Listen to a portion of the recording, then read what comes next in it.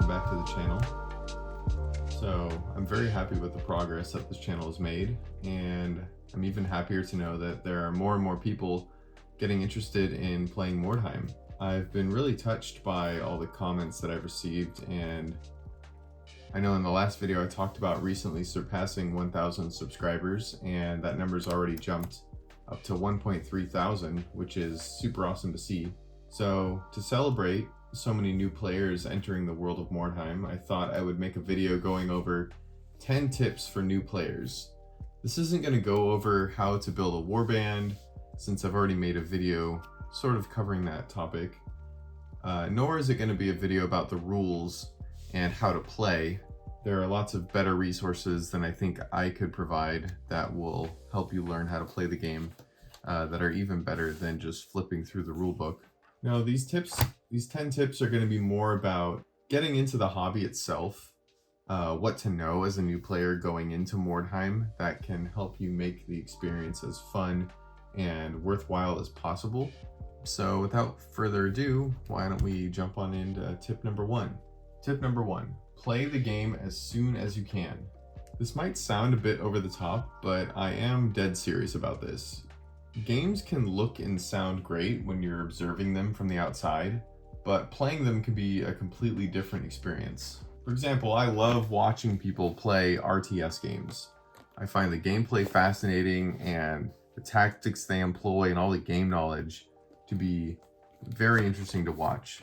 However, I find them a bit too much for me personally, so I actually don't play many RTS games.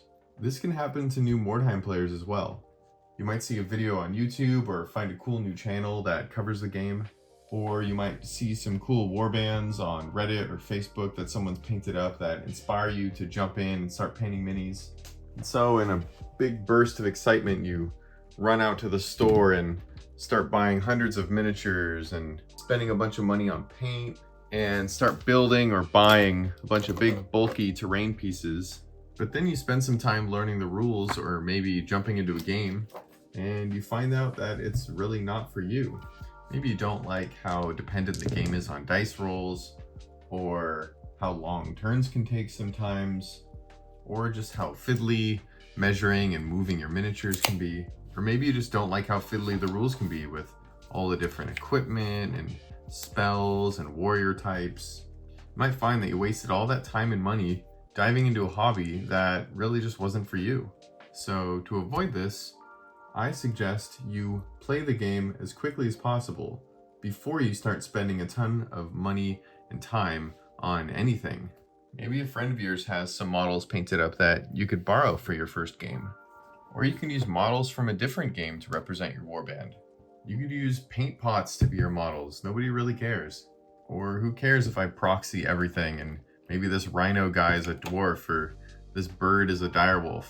If you're absolutely dead set on collecting miniatures, then get them built and thrown together and maybe primed as quickly as you can, just enough so you can identify what they are and get a game going as soon as possible. For terrain, you can use literally anything you can get your hands on. You can use boxes for other board games, cards, cups, anything. Just get enough stuff there to provide some interesting sight lines, things for people to climb on, maybe bridges to cross. And just like that, you're totally ready for a sample game of Mordheim. By playing the game as soon as you can, even if it's just by yourself to run through the rules, you'll quickly have an idea of whether or not it'll be worth your time. Plus, if you're still able to enjoy yourself with your table kind of looking like some kind of garage sale at an insane asylum, then it's a pretty good sign that the game might be for you.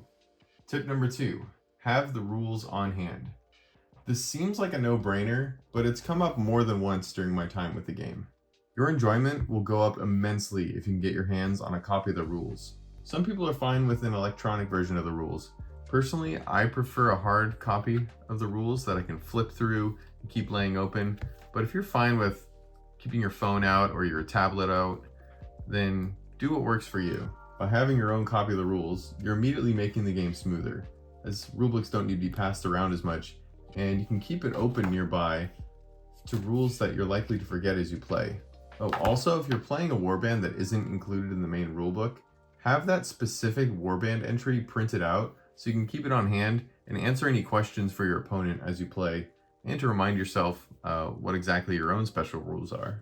Tip number 3, play to win, but expect to lose. Mordheim seems to come from a different era in game design, where style and flavor were paramount, and balance was not an afterthought, but it definitely wasn't the most important design factor. The game is designed in a way that even the most perfectly optimized warband can crash and burn due to a stroke of dumb luck. You should go into this experience knowing that the game is not about crushing your opponent and building the most perfect warband. You can make every correct decision during a game, and sometimes you'll still lose. Sometimes it can honestly feel like more of a gambling game than a strategy game. While the game is meant to be competitive, I've found that there's a strange sense of cooperation that arises when you're playing with someone who's on the same wavelength as you. You start to care more about doing what seems right and playing more based on feeling than what is the most calculated decision. And remember, this is a dice game, and dice don't care how well optimized your play is.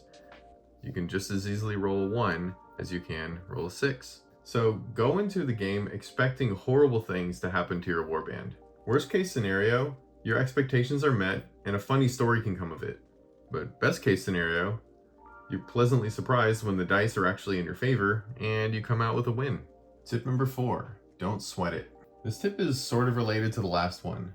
Like I said before, the rules of Mordheim are not designed for hyper-competitive play, at least in my opinion. There's too much reliance on luck, and the abilities of different warriors are so varied that perfect balance is nearly impossible to achieve. Because of this, it is entirely possible for players coming from other games to be betrayed by the competitive mindset that might have served them well in the past. I found that the most fun I have in this game is when I stop focusing on making the optimal decisions and just focus on what seems fun or cool. I'm not saying you should completely throw caution to the wind and let all your heroes get killed in the first game, but I do think if you abandon the need to win and lean into the spirit of the game, you'll come out with a much better experience. And you still might win. This game is about a bunch of crazed and depraved madmen and scoundrels delving into a place that none other would dare tread, for no other reason than to gain wealth and power. Do you think these guys would carefully weigh every decision they make, or would they go charging down the streets like madmen waving their weapons over their heads? Try to keep your turns fast and loose, and focus on moving the game forward, judging each decision only by how cool it looks or feels. Tip number 5, the round down rule. This is not a rule in the manual or anything. This is sort of a personal rule that I use when I'm moving my miniatures around. Mordheim tables can get super cramped, and most common measurement device is a metal tape measure. This means that it can sometimes be difficult to accurately gauge exactly how far a model is able to move. Sometimes we have to bend our tape measures around into tight spots or measure from up above to actually see how far we can go, because there's not enough room to actually squeeze your tape measure in. So anytime I'm experiencing any kinds of difficulties with my tape measure, I'll always round down maybe a half an inch, maybe even up to an inch here and there, just to make sure that I'm not taking more than I should when I'm moving models. This doesn't have a huge impact on my overall gameplay, and it's just a common courtesy thing that I like to do to make sure that I'm not, inadvertently cheating. Ultimately, when you're playing on a 4 foot by 4 foot table, an inch or a half an inch here and there doesn't really make a huge difference until you're actually getting into close combat. And even then, it's still hard to measure sometimes. So I'll sometimes give my opponents the benefit of the doubt and say that, yeah, depending on the angle there, I might be able to make that charge. But because you're around the corner and my tape measure has to bend weird, I might say I'm just out of range and I'll move them up halfway. Again, the round down rule. It's nothing in the rule book, but it's just a courtesy thing that I like to employ. Tip number 6, remind and inform each other. Talked about this at length, but Mordheim has lots of complicated and fiddly rules. Some of them are very counterintuitive as well. Like for some rules you need to roll high, and others you need to roll low. Also very fitting that I rolled a snake eyes just now. There are different rules for each weapon, specific rules for different warriors, and even skills and weapons that are specific to a certain warband. So if you ever see your opponent doing something that you don't understand, just feel free to ask them. Hey, how was your guy able to move that far? Do you and I need line of sight to actually charge each other from this distance? What is that guy's magma glove supposed to represent? By asking your opponent about their abilities, not only are you helping yourself learn the game more, but you're helping reinforce the knowledge in your opponent's head. So it's really a win for both of you. I'm not saying to ask for a 50-page dissertation on every single decision that your opponent's making, but just ask questions here or there, and you'll quickly start learning the game much faster than just digging your nose around in the rulebook by yourself. Furthermore, it can be really hard for your opponent to know the ins and outs of your specific warband. For example, in my Skaven warband, I have a couple of Verminkin with spears, but I also have a Night Runner that's running a halberd. Now these models all look extremely similar to one another, and I'm really only running them this way because I don't have a model armed with anything other than a spear to represent a halberd. So I have these guys with the helmets on representing my Verminkin, and this guy representing my Night Runner with a halberd. So as I'm moving my models around, I might say, okay, I'm taking my Verminkin with spears, I'm running them this way, and then a reminder, this guy has a halberd, this is my Night Runner, and he's going to run this way. By repeating things like this as I move my models around, I'm not only informing my opponent, but I'm also reminding myself of my own warrior's capabilities, and I'm less at risk of confusing my own units. One last thing on this topic. Sometimes models can get themselves into positions that are difficult for either you or your opponent to spot on the table, like this Night Runner here hiding in the window. I'm of the mind that Mordheim should be a game of perfect information, as in there should be no secrets between you and your opponent. There's no fog of war or anything built into the mechanics, and the player on the other side of the table should be able to reference your warband roster as you play and know where all of your models are at any given time.